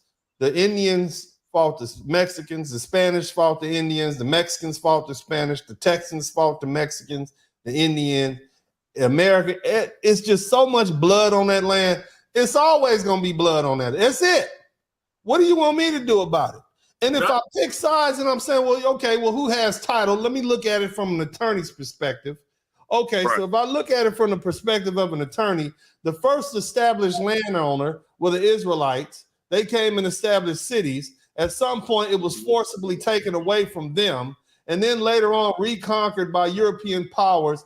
And the people who it was forcibly taken away from, the Israelites, well, you know, okay, good. And okay, I get it. You all are saying, well, those weren't the Israelites that were originally kicked out by the Muslims. Okay, the Israelites in name.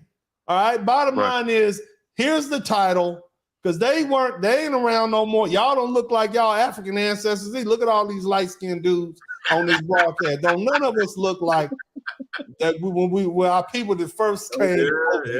You understand? So my whole point is this, family. Look, if they force you to make a decision, all you can do is make the most educated decision. That doesn't mean you're anti-Palestinian or anti, what do they call it? The anti-Jewish. Well, that's the Z word. The Z word. Yeah, that just means you see it for what it is. In my opinion, I'm going to be on the side of America. Why? Because I live in America. That's why. It's a real simple answer. What's in the best interest of the United States? Okay, that's it. If Israel, because I'm looking at this over here, they ain't got nobody else over here when we need to land our ships and boats and whatnot. I'm just looking at it from the perspective of what's in the best interest of me as a person in the United States. I've talked to my African brother. They talk about our last name. They call us cotton pickers. I don't really feel like I can just go back to Nigeria and that ain't in my best interest. That's not my country. I don't speak the language. This is all I know. This is where my family is. But anyway, we got another brother in here. Brother, pronounce your name for me. Harumim Corporation. Welcome to the broadcast. What would you like to add, sir? Yes, I want to say that we got to be careful of our talking points and certain concepts that we have. It can be quite destructive. This idea, specifically what you mean? What I'm saying is that the idea that the stronger shall dominate those who are weaker, you have to realize that's a Eurocentric view. That is not us as a black people. We are the original people. You don't think Shaka Zulu believed in that? Yeah, they came in with them ships. The brother, you said this. So you telling me no African tribe or kingsman or leader or no Hawaiian, South Pacific Islander, no Asian group. I'm looking at all these Chinese emperors. You don't think that they believe that might equals right? And if they're able to, you don't think Genghis Khan believed that if he's able to conquer his neighbors, he shouldn't have dominion over them? No, we are the original people. Black people are before all of them. We govern through spirituality. Let's talk about Shaka Zulu. You don't believe Shaka Zulu believed that if he conquered his neighbors, he had the right to have dominion over them? No, if you're going to Africa, go back before Shaka Zulu, because they are probably one of the fallen kingdoms during that period. Now you telling me that certain black people. When the white man came to Africa, he did not see, he did not only discover Shaka Zulu. There are many kingdoms that were there. He saw a family. He saw that people were running the society under a lot. Go ahead, brother. I'm sorry. I'm telling you, they were the way they were. You spoke about Dr. John Henry Clark, and he will tell you that. He says that even prostitution was unheard of. It was never existed in Africa. So Africans, the way they run the country, you know about Ma'at, spirituality. These people. Yes. So initially, they are righteous people. When you're talking about Shaka Zulu, that's later down the line. And also, even the information that we're getting about Shaka Zulu, be careful, because that's based on what the Europeans are saying about Shaka Zulu. Here's a problem that you're going to run across. Go ahead. All of that you're saying about Africa and what it was, none of that works. And then work. The reason why it doesn't work, because of our thinking. The reason why it doesn't work is because of your thinking, your concepts, your precepts, and your behavior. All right. Africa was invaded by these countries who have that philosophy. Okay. And it's still been occupied to this day. So okay. No, you got to listen because I'm listening. I've heard all this. So you talking to somebody who dealt with all that before. It's wonderful and it's fantastic and that's ideal. But if you keep getting your ass whooped and occupied and colonized and beat and subjected, and your women are RAPE'd and your children are snatched away from you and sold on ships, you need to change your way of thinking because that tactic is not working. Okay, let me come from my background. I'm a Jamaican, okay? We are one of the first, we are actually, technically we're before Haiti. It's a Jamaican called Bookman that free Haiti, okay? How did we do it? Just a moment, let me speak. How is it that a small island over there, by the help of Buckman, is able to defeat 30,000 of Napoleon men? It's in the thinking. In Jamaica, you got a group of people called the Maroons. You got Kudju. You got Nani of the Maroons. They were able to defeat the British. Jamaica can't do it no more. You know why? Because we lost our spirituality. It's a black man by the name of Marcus Mosiah Garvey that came here. Hold on. Did you really win? Yes, we did. That's why we weren't enslaved. Yes, we did. Listen, did you really win, or did they say it's just not even worth it anymore? We'll move to the colonies. We kicked their ass. That's why they left. You know, they don't cease. They don't give up. White people don't respect you unless you fight and win. And tell me of all now that you've won. Yes. Tell me about the great civilization that's been created in Jamaica since you won. Well, what happened is that after we won, you know what happened? We have a Negro moment. That's like the Colorado. I'm going into football now. Is that we got cocky, and the point is that we didn't keep up the fight. And what happened is that the Maroons, they only marry their own kind. We start marrying white women. Hold on. Just like Haiti, you've been financially deprived since your win. So it's really a Pyrrhic victory. You didn't win. They let you. Well, again. There's come on. One more. Let me teach you something. There's a man called Michael Manley. They cut off the host. Michael Manley. Just one more point. Come on now. Come on. But you gotta listen, man. I gotta educate you. I know you're a lawyer, but you're a lawyer. But your mindset is off the rails. You can't cut off the host. Okay, cut.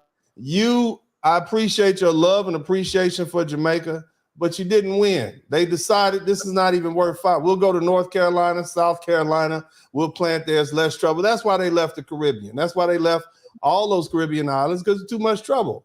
And they went to these other countries, and that's why they're doing it. That's what they still making money, and Jamaica is still deprived.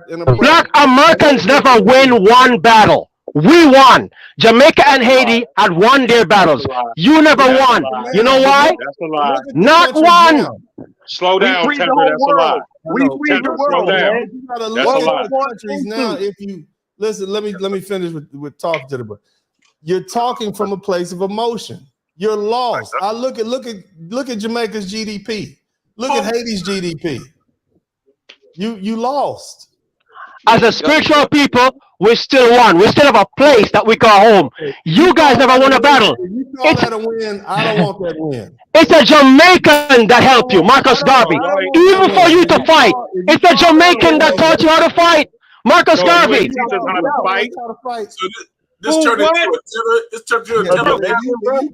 I'm from Chicago, bro. Ain't no Jamaican in Chicago teach us how to fight nothing. You're still lost. I did not be for Marcus Garvey, you wouldn't be able to talk about Chicago. I did not be for Marcus Garvey. You couldn't even get her. Let me tell you something. Being learned from Frederick Douglass. He came back. He didn't learn. Right. He didn't teach us nothing. Right. Matter of fact, the Jamaicans in Jamaica kicked him out of Jamaica. Right. This movement of black people was created by Marcus Garvey. Marcus Garvey left on his own volition to see Booker T. Washington. So that's why he came there. Hey, but check this out. Nobody kicked him out.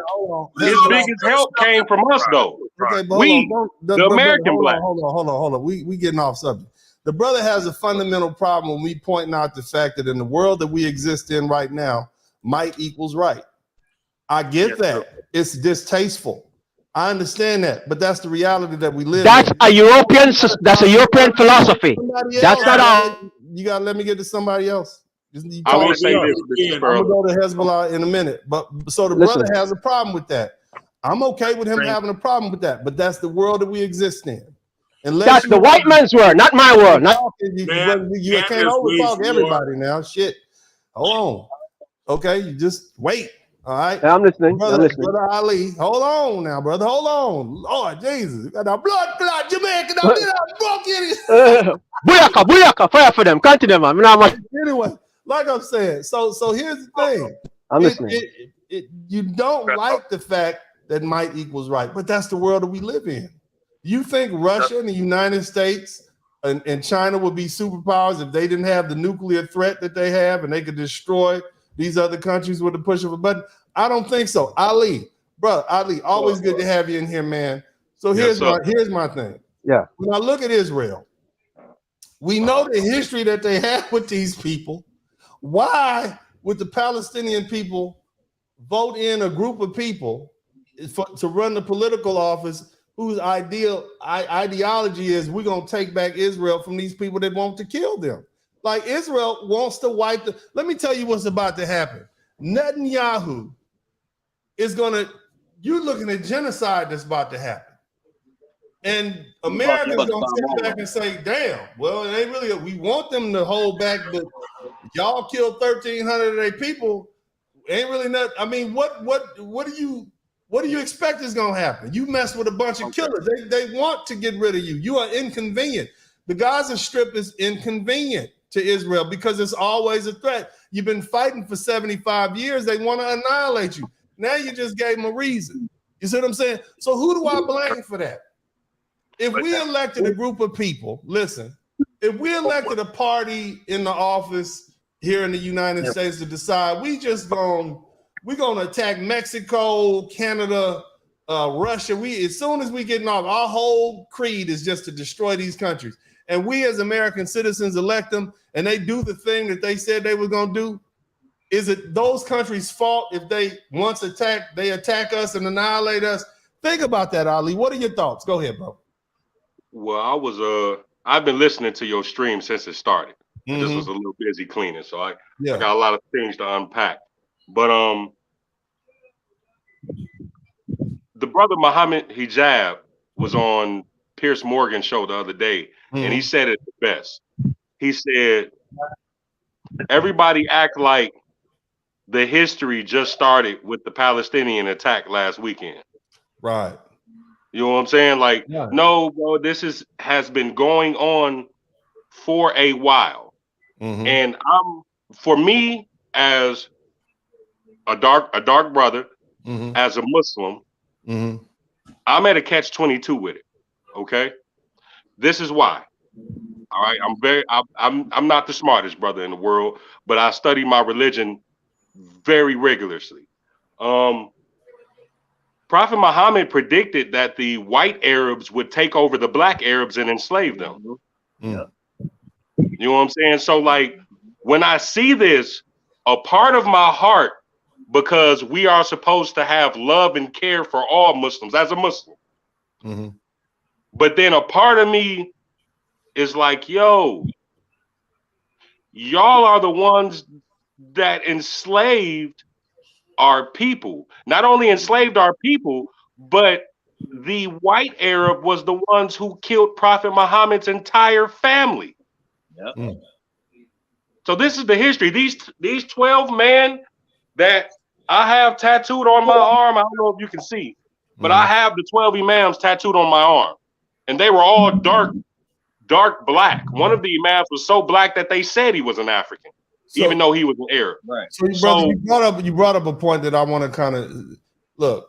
If I look at the Jewish history with slavery and the transatlantic slave trade that brought Africans from Africa to the Western world, Jewish people were involved in it, and Arabs were involved in it. The one thing you saw in that video that the brother Base Life put, you saw Malcolm together with Martin Luther King, a Christian and a Muslim, two black men, and said, we're not going to let, or actually Muhammad Ali said, I'm not going to let my religion separate me from my brother. You understand what I'm saying? So, you know, that's the first thing I want you to understand. Now, the question is this.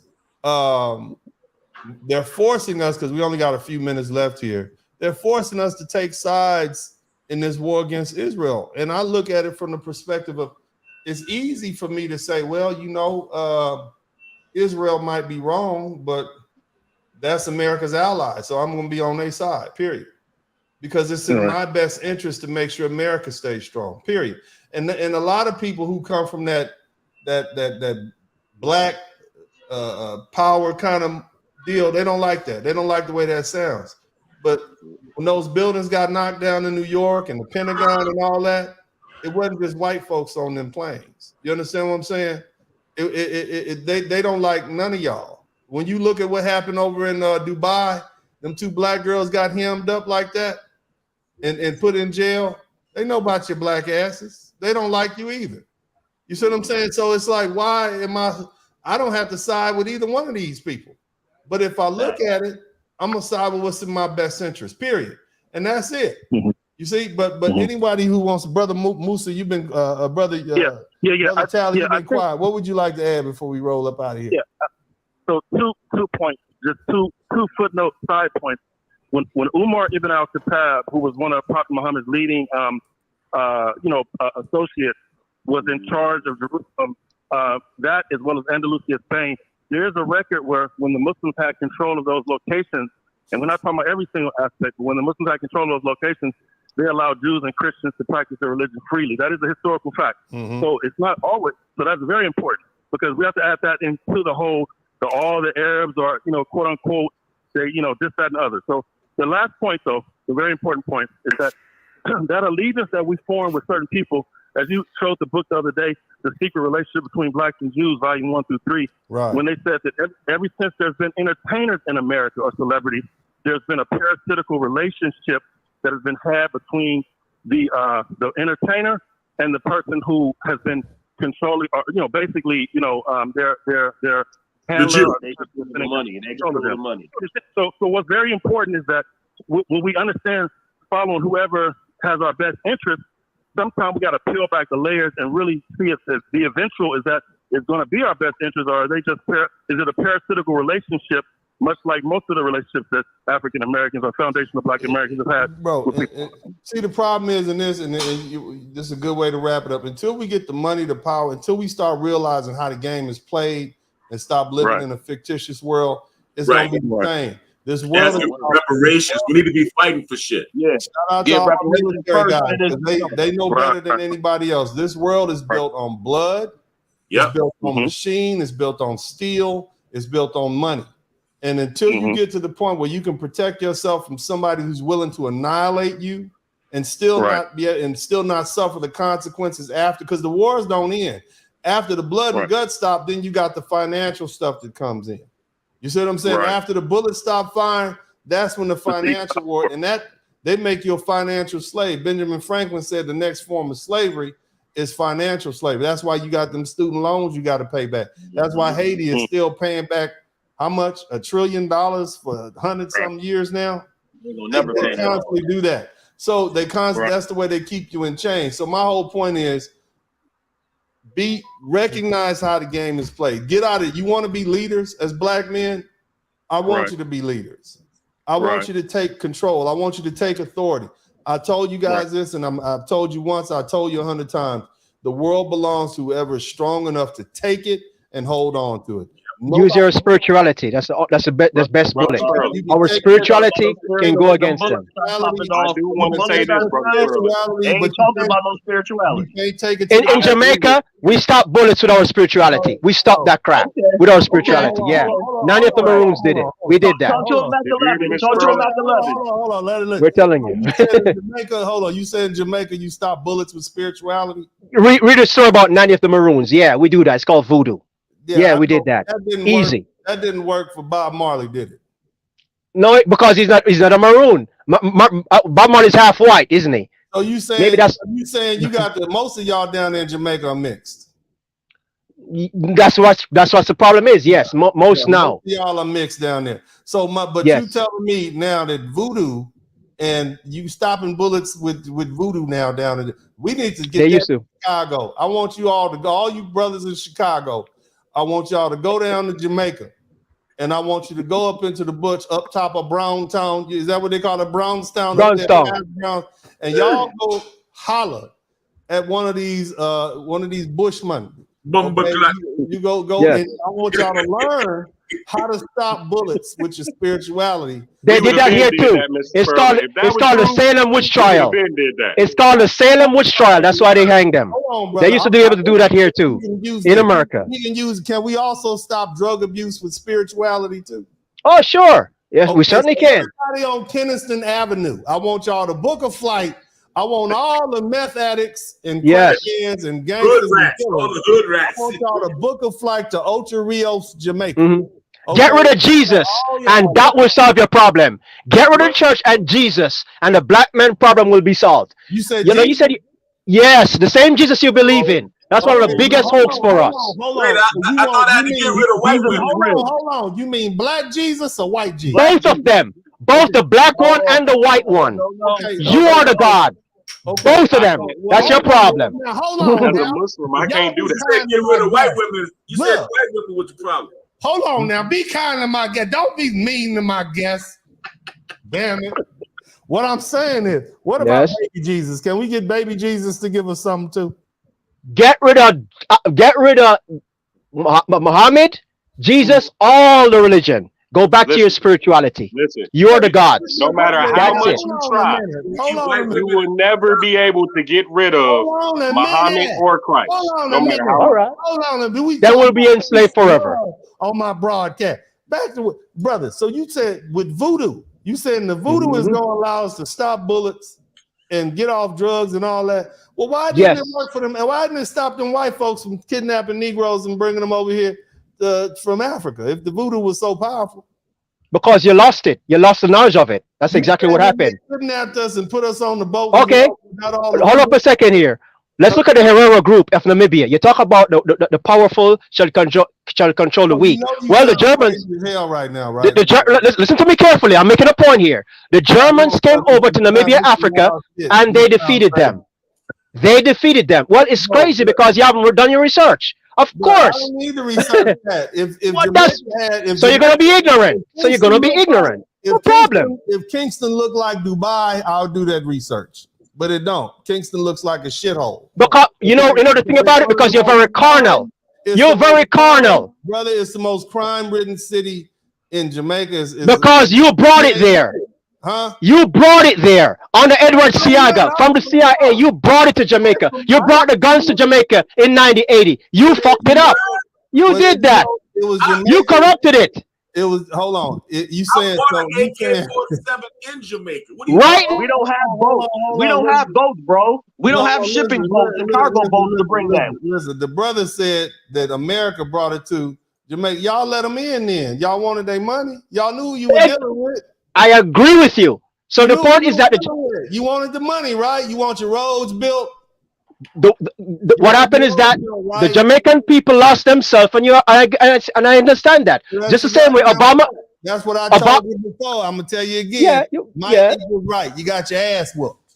You got your ass whooped. You got your country taken over, and now you're mad. Because we believe. Because we changed our belief system. Now, if you listen to what I'm saying, you won't fall for it again. Because the way this country thinks is might equals right. If you are, what did I say? You got to be strong enough and smart enough to hold on to. Y'all weren't smart enough, and you got your ass toe up. And now because we lost our spirituality. Yes. What you gonna do? You're correct. You gonna get your spirituality back? Yes, that's what we need to do. Get back to our thinking. Yes, you're correct. Do that, praise Moses. We gonna love Jesus over here, and shout out. You are right about that, though. And then you'll still be. Anyway, God bless y'all, man. I've had a wonderful time. Shout out to all my Muslim brothers. Peace. We have not had a religious conversation. We've had a conversation about what's going on in Palestine and Israel, which involves two different religious groups that can't get along. But at the end of the day, as I said before, if they force you to take sides in this war against Israel, when you voice your opinion, do it from a place of understanding and intelligence. I laid out a timeline in the first hour of this that gives you the historical background of what happened. Looking at the history, you can make your own determination. If you were a jury sitting on the stand, you say, well, damn, you can make a decision. but don't let them tell you, oh, take our side, and it's too complicated for us to explain to you. That's intellectually lazy. And it's cowardice of you, brothers, especially as black men, it's cowardice of you to say, oh, well, that's none of our business. Especially if they keep trying to punk you into having a conversation. Don't let them do that to you. You deserve a right, a voice on the world stage, just like they always inputting themselves in our business. Everybody put themselves in Black American business. Everybody. I don't know. No, everybody want to tell Black Americans what to do, but then they want to tell us, but we can't get into. No, that's not how that's gonna work. Anyway, brothers, God bless y'all. Appreciate y'all. Big shout out to Brother Musa. Thank you so much, Black Samurai, Devin Lockett, my man Hezbollah Ali, and let's see what the Jamaica. What else you want to say, brother? What else? Go ahead. I'm saying it's a great program. I like to talk, but what I'm trying to say, when it comes to Israel and Palestine, we are the original people of the planet. We are the original Israelites. We're the original Arabs. And the point is, you make and take the land from them. Then either way, well, I love y'all. This is Uncle D. As again, always. I'm out. All right.